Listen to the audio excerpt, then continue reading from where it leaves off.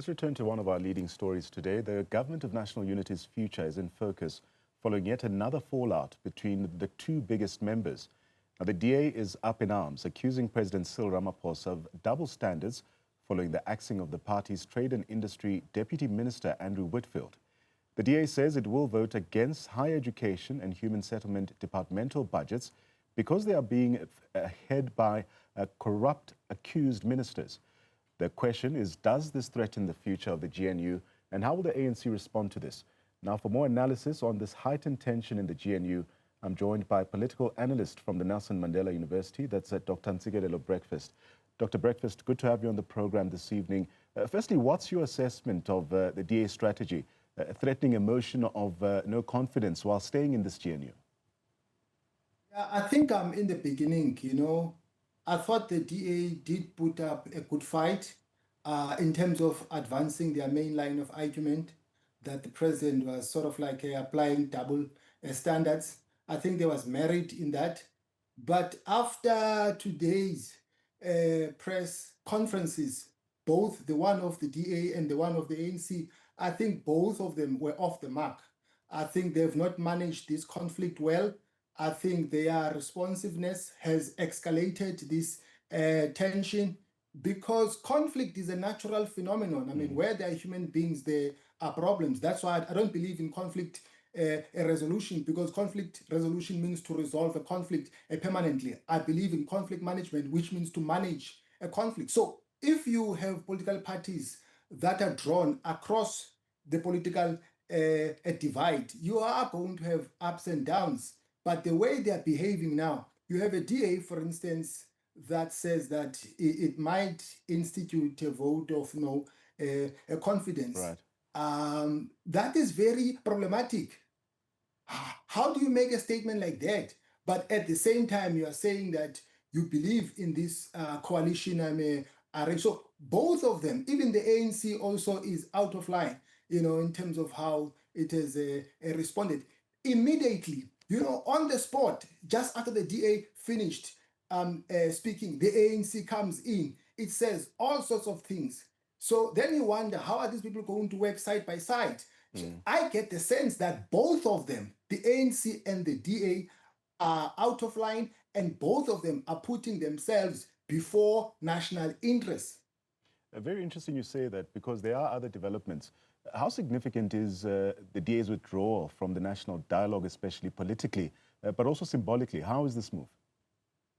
It's a problem because, I'm not arguing for that or against that. Sure, I have my own views about that. But the issue is that the rationale behind that, never mind whether that will achieve its intended objective or not. But the rationale behind that, among other things, is to enhance nation building, is to make sure that the glue that holds everyone together in South Africa, it is still working, that we still have social cohesion. But we can't have that without addressing the elephant in the room, namely what is dividing us: inequality, poverty. And so when you have a political party that says it believes in this coalition arrangement or GNU, but at the same time it doesn't want to participate in discourses of that nature, it becomes a problem.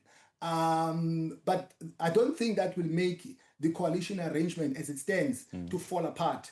But the worst part of it is the assertion that they might institute a motion of no confidence against the president. The way they're behaving like a couple that says that it is married, but at the same time they sleep in separate rooms. Whether that marriage will work out or not, I leave that to the Lord. Very interesting you say that and bring the Lord into this one. But as we continue with that thought, Dr. Breakfast, and jokes aside, would you say that the GNU was always a fragile arrangement, if you will, destined to break? Or is this a product of ANC intransigence here? I think on a global scale, when you draw political parties across the political spectrum, you are going to have these ups and downs. There's nothing peculiar about that. Even when you go to other countries in Europe, they say the same thing, especially on controversial issues like budget and so. So sometimes we tend to be too hard on ourselves, So I think that is, but the worst part of it in our context is that these coalition partners are not able to demonstrate maturity. The ANC and the DA in particular, I think, if you allow me to say this, they are the senior coalition partners. And I'm sorry to say this, but other smaller political parties, how are they going to look up to them when they behave like this, crossing swords in public, posing a threat to their own marriage? You're quite right. These two parties do seem to be the big brothers, if you will. But the DA says it will vote against departmental budgets, but not collapse the GNU. What does this say about the long-term objectives here? I don't think that is wise. It doesn't help them to consolidate the GNU because also the ANC says it will do the same thing. Again, what does that do? It escalates the magnitude of the conflict. So I think they need to sit at the table, and find ways and means of de-escalating this conflict. What is the issue? The issue is that the DA is unhappy about their deputy minister. They might have a point, but the way they are going about, I think it is making the situation worse. So President Ramaphosa is being accused of hypocrisy here, firing a DA minister for a minor infraction while shielding ANC ministers who are facing very serious allegations, according to them. Is this a fair comparison, Dr. Breakfast? So, like I said to you in the beginning, I held a view that the DA did put up a good fight. I think I agree with that argument that there have been double standards that have been applied.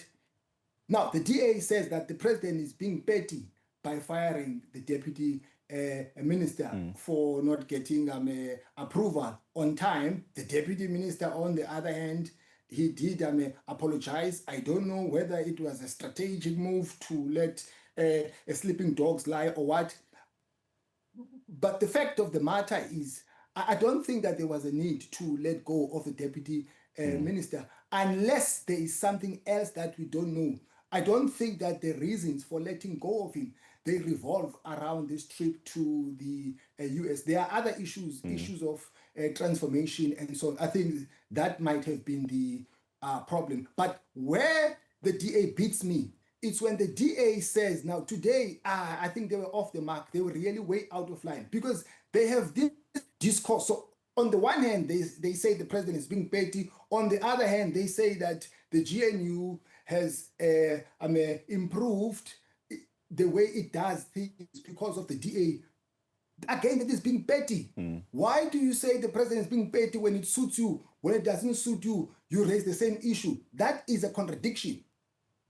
With all these contradictions highlighted, Dr. Breakfast, and as we wrap our conversation, what message does this moment send, especially to the electorate, about the sustainability of coalition governance in this country? I think it does cast aspersions about the stability of the GNU.